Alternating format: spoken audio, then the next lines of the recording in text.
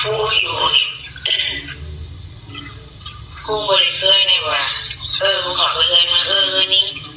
มาขอแน่เงินเขาอยากกินข้าวดิมาขอนี้เขาบ่เคยแบบเป็นจะขาดอาที่เจ้ามาอยู่ลำเอาจะสร้างกลับไปถ้าสั่งกลับไปเจ้ายาว่าเจ้าสิหัวไปของเขาเขาสักห้าก็ซื้อให้เพื่อนเขานะเพื่อนเขาบอกออกไปห้าหรอกกินแล้วเขาจะได้บ่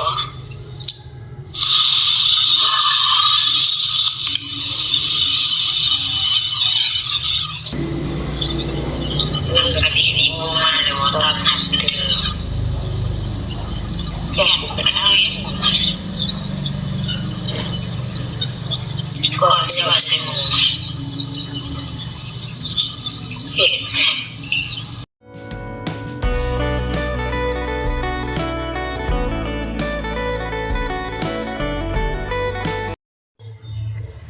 สบายดีและสวัสดีเด้อพ่อแม่พี่น้อง FC ปาดงเบิดสุขคนก็ยินดีต้อนรับเข้าสู่ซอกซอนวันไซด์โดยคือเก่าคือเดิมเนาะพี่น้องเนาะพบกันอยู่เฮือนอยู่ซ่านมื้อนี้พี่น้องเอ้ย ต่างสนองกับเสียงสีแปลกๆเด้อพ่อพี่น้องเอ้ยบ่สบายเนาะช่วงนี้บ่ฮู้เป็นหยังเนาะเป็นแบบนักต้นนักโตนักหัวนักหางก็ไข้เป็นมาคือเก่าเนาะพี่น้องเนาะเนี่ยก็ไข้แบบเป็นมัดเป็นไอไข้หวัดวอหรือว่าไข้หยังก็บ่ฮู้เนาะบ่ได้ไปหาหมอประมาณเป็น 3-4 มื้อแล้วเนาะก็แบบกินยาไปซื่อแล้วก็รู้สึกแบบเจ็บคอแห้งคอเนาะแล้วก็ตันจมูกประมาณนี้เนาะทุกคนเนาะก็บ่ได้ออกเคยก็2มื้อเนาะพี่น้อง3มื้อแล้วมื้อนี้ก็แบบไปหาน้องเป๊ปซี่เนาะอยู่เซโนนี่ล่ะพี่น้องเอ้ยก็นี่ก็ครอบครัวนี่ก็โอ้ยเป็นตาลุต้นเนาะเขาขาดแดงแกงขาดหมอกพี่น้องเอ้ยเนาะขาดเขินทุกสิ่งทุกอย่างอาศัยผัวหาให้กินเนาะเราก็ยังดีแบบว่ามีผัวหาให้กินพี่น้องเอ้ยสมมุติว่าเป็นแม่ห้างหรือแม่เลี้ยงเดียวนี่อาจสิลำบากนักกว่าเก่าเนาะนักกว่านี้นะเนาะเพราะว่าลูกเราน่ะ3คนเนาะผู้หนึงน่ะเป็นเปี้ยผู้หนึงก็ธรรมดาดีเนาะห่างกายแต่ว่าน้อยนั่นแหละแบบรุดไหลสูสีกันเนาะพี่น้องเนาะแต่กันในน้องอีกผู้น้อยเนาะเพราะว่าเรากินยาบ่ได้เนาะเดี๋ยวสิซักยากันป้องกันตัวเองก็บ่มีเงินประมาณนี้เนาะแบบสิกหลังมิดหน้าแหละเนาะเงินคำสิกหลังมิดหน้าพี่น้องเอ้ยก็เลยมาแต่พุ่นก็เลยนอนพักผ่อนนะทัศนวงก็ได้พุ่นละจักหน่อยก็สิได้ลงไปเฮ็ดเวียกเฮ็ดงานอยู่ทางพุ่นละพี่น้องเอ้ยเสียหยังเสียต้องบัดนี้เนาะเพราะว่าตอนนี้ก็ค่ำลงแรงแล้วเนาะ3-4 โมงแรงแล้วพี่น้องเอ้ยทางสนวนก็เลยตื่นแต่พักผ่อนเนาะก็เลยมาเลื่อนเบิ่งเลื่อนไปเนาะก็เลยเห็นทางโพสต์หรือว่า Facebook เนาะของทางสามโมเพิ่นพี่น้องเอ้ยเนาะจากเราขึ้นมาบ่นยังอีกพี่น้องเอ้ยเรามาบ่นมาเว้ายังอีกเนาะอันนี้ก็พังแล้วก็จักแนวใดก็ไปก็มาอยู่ละเว้าเนาะแบบว่าเน็ตบ่ค่อยดีบ่ได้ว่าในใดทางลาวเป็นอึดอัดเนี่ยพี่น้องเอ้ยกลับไปกลับมาเนาะทางส่วนก็เลยลุกขึ้นมาพังเบิ่งบาดนี่เนาะว่าเราเว้าอีหยังพี่น้องเอ้ยจังไดขอโทษขออภัยเนาะขออนุญาตทางซาวโมเนาะเอาคลิปเสียงให้ FC เบิ่งก่อนพังนำกันหั่นน่ะเนาะบ่อยากมีสัญญาณพี่น้องเอ้ยมาอยู่กูยังไม่ให้กูมึงจะเอากูไปผู้อยู่ กูบริเคยเนี่ยว่ากูขับไปเลยกูไม่อยู่กูยังไม่กูมึงจะเอากูไปกูอยู่กูบริเคยเนี่ยว่า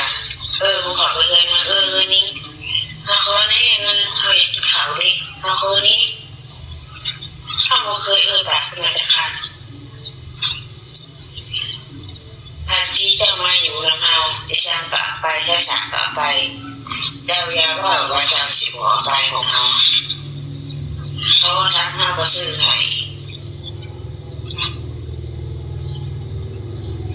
การทำก็ลงมือเองแต่ถ้าสิได้ก็ได้ในเมื่อก็ว่า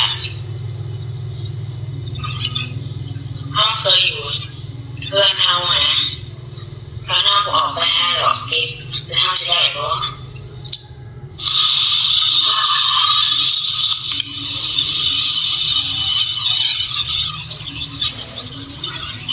ทำท่าเมื่อยเนาะถ้าสมองก็ได้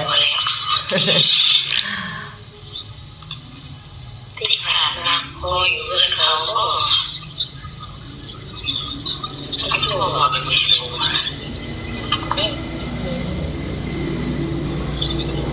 เรื่องคดีนี้มุ่งมาเลยว่าตอนนั้นคือ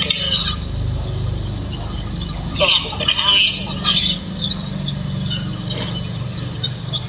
ก็จะว่าใช่มั้งเหตุได้กู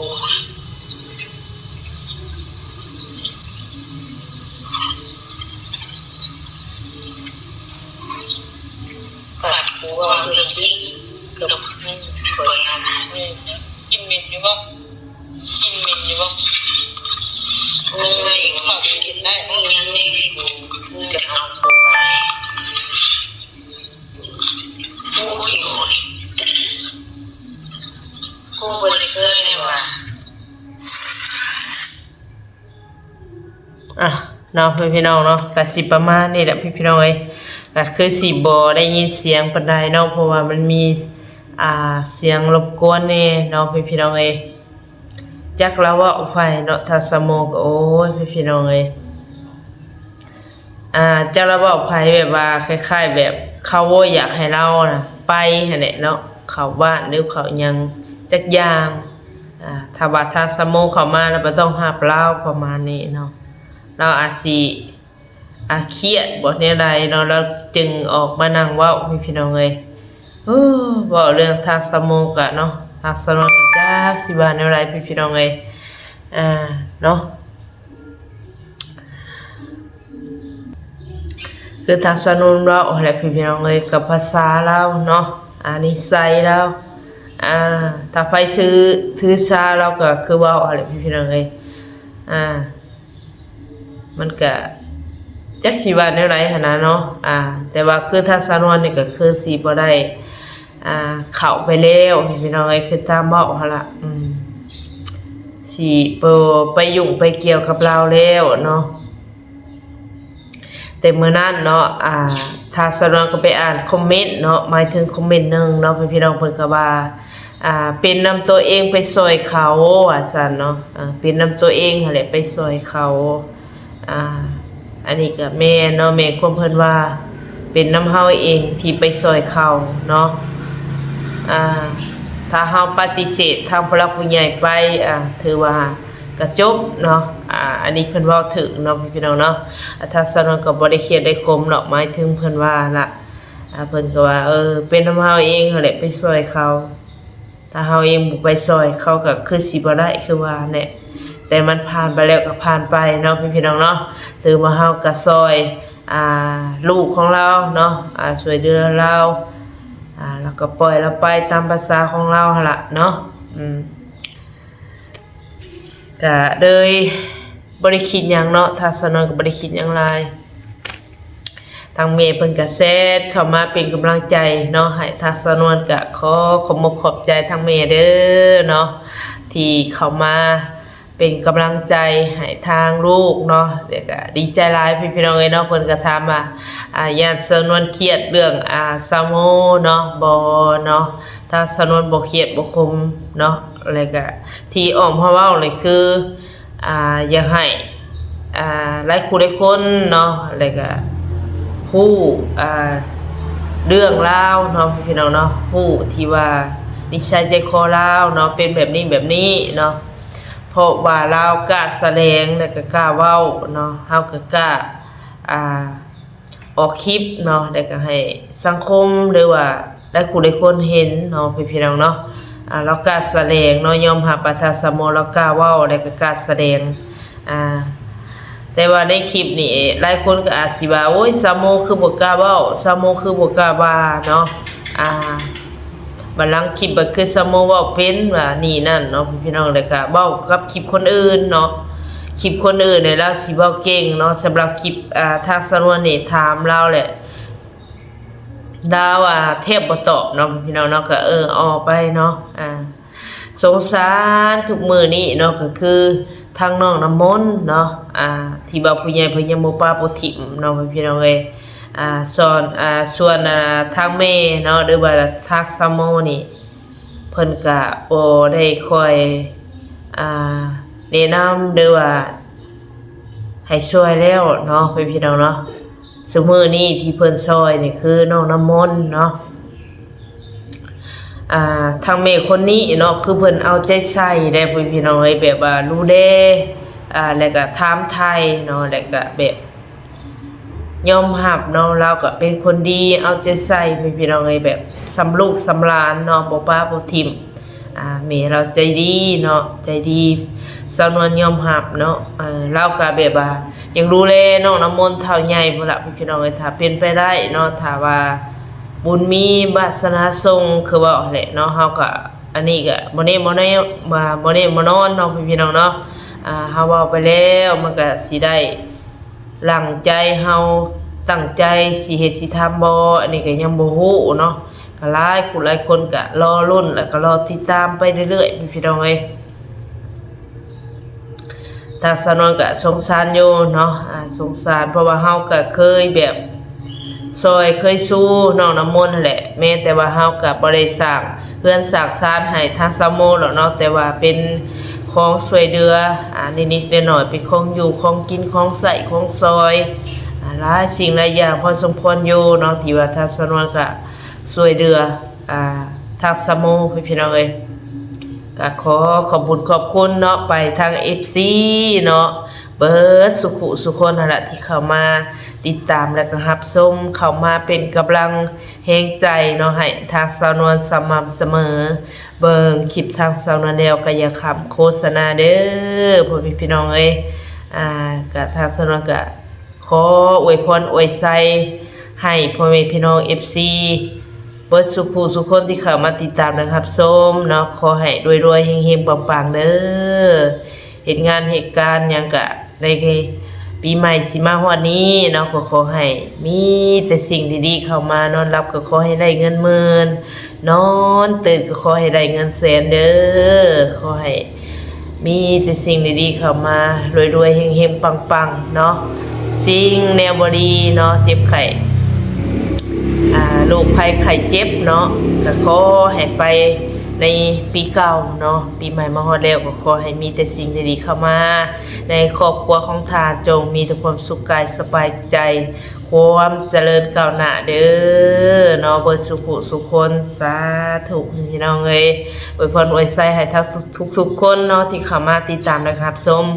เข้ามาเป็นกำลังแรงใจให้ทางสนวนตลอดเนาะเพิ่นก็มีตีเตือนแน่แนะนำแน่เนาะเป็นของธรรมดาเนาะพี่น้องเนาะทางสนวนเข้าไปฟังได้โอ้ยเนาะดีใจพี่น้องเอ้ยสุขคนหั่นล่ะที่เข้ามารับชมทางสนวนก็คือว่าแหละซุมื้อนี้เนาะก็นี่ล่ะพี่น้องเอ้ยก็บ่มีหยังหลายมีแต่ภาคพี่ภาคน้องเข้ามาเป็นกำลังแรงใจสม่ำเสมอตลอดปีตลอดไปเด้อพ่อแม่พี่น้องเอ้ยอย่าไปอย่าทิ่มกันเนาะโดยสำหรับคลิปนี้บ่มีหยังหลายเนาะทางสนวนก็สิประมาณนี้ล่ะพี่น้องเอ้ย จังไดก็บ่ผิดบ่ถูกผิดพลาดคันใดก็ขอโทษขออภัยเนาะเช่นกันพี่น้องเอ้ยสำหรับคลิปนี้ไปแล้วพบกันคลิปหน้าขอกล่าวเข้ามาสบายดี